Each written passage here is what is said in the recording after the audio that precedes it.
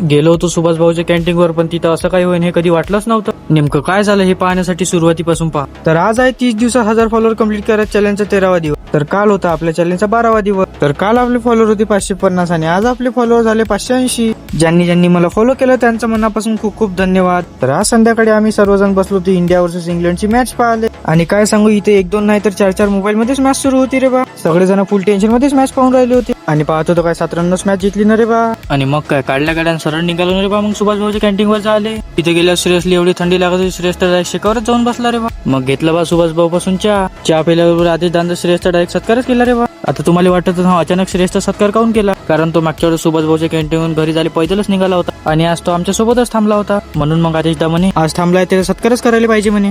सत्कार केल्यावर आम्हाला स्टेशनवर थोडं काम असल्यामुळे आम्ही सर्वजण स्टेशनवर गेलो. स्टेशनचं काम निपटून आम्ही घराकडे जायला निघालो. जर तुम्ही अजूनपर्यंत आपल्या आयडीला फॉलो नसेल केलं तर एकदा फॉलो नक्की करून द्या. आणि तुम्ही आपला ब्लॉग कुठून पाहता हे कमेंट मध्ये नक्की सांगा. भेटू मग पुढच्या ब्लॉग मध्ये.